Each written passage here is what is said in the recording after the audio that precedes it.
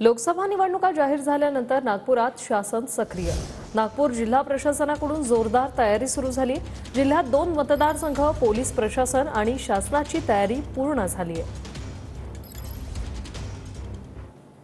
जिल्हाधिकारी डॉक्टर विपिन ईटनकर आहे। सर, 2 लोकसभा मतदारसंघ आपल्याकडे कशा प्रकारे तयारी?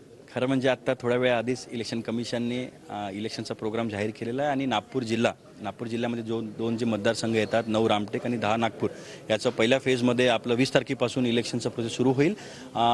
यासाठी मागच्या 3-4 महिन्यापासूनच जर म्हटलं तर 1 वर्षापासूनच म्हणजे मतदार यादीपासून आता machines, manpower, training, security, inter district coordination, inter state coordination, excise, सगळे जे इन्कम टॅक्स, एक्साईज, सगळे आमचे विविध डिपार्टमेंटच्या त्यांचे कोऑर्डिनेशन करत आम्ही तयारी आमची पूर्ण झालेली आहे। आता 20 तारखेपासून जे ॲक्च्युअल इलेक्शनची तयारी ते सुरू होईल, त्याच्यासाठी पूर्वतयारी पूर्ण झालेली आहे। दुसऱ्या राज्यातले पण 3 जिल्हे आपल्या नागपूरच्या मतदारसंघाला लागून आहे। त्यामध्ये पांढुर्णा, शिवनी, छिंदवाडा आहे। तिथच्या पोलीस यंत्रणा, SP साहेब, कलेक्टर्स, SDMs, SDPO, सगळे एक्साईज, सगळ्यांची आपली MPतले आणि महाराष्ट्रातले आपले सगळ्यांची जॉईंट मीटिंग 2 मीटिंग आमच्या ऑलरेडी झालेले आहे। आणि जे तिकडचे ट्रबल देणारे लोक आहे आणि इकडचे ट्रबल देणारे लोक आहे, त्यांचे सगळ्यांच्या याद्या वगैरे बनवून त्यांच्यावर प्रिव्हेंटिव्ह ॲक्शन्स, डिटेन्शन, ते सगळं कारवाई आपण सुरू केलेली आहे। त्यामुळे त्याच्यामध्ये आम्हाला लॉ अँड ऑर्डरचा इश्यू होणार नाही।